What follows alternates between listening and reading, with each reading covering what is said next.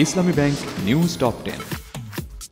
দুর্যোগ প্রতিরোধে কার্যকর ব্যবস্থা নেওয়ার পাশাপাশি জনসচেতনতা তৈরি করতে সংশ্লিষ্টদের নির্দেশ প্রধানমন্ত্রীর। খালেদা জিয়াকে প্যারোলের নামে -1 বাস্তবায়ন করতে চাচ্ছে সরকার, অভিযোগ বিএনপি নেতাদের।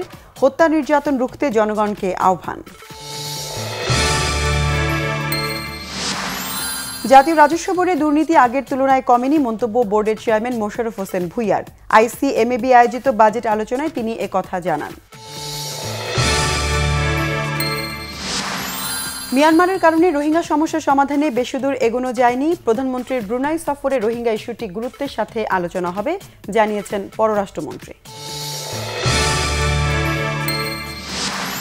নুসরাত হত্যা মামলায় আসামি শামীমের 5 দিনের রিমান্ড মঞ্জুর। আরেক আসামি আব্দুল রহিমের স্বীকারোক্তিমূলক জবানবন্দি।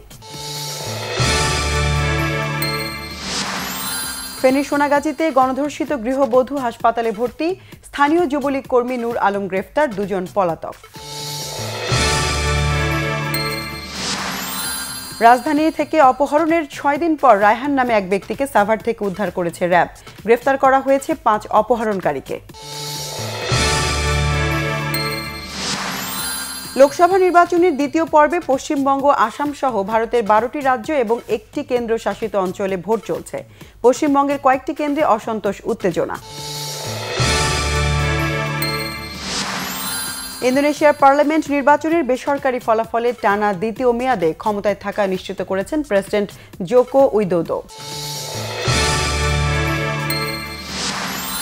ম্যান সিটিকে হতাশায় ডুবিয়ে চ্যাম্পিয়ন্স লিগের সেমিতে টটেনহাম, পোর্তোকে উড়িয়ে সঙ্গী লিভারপুল।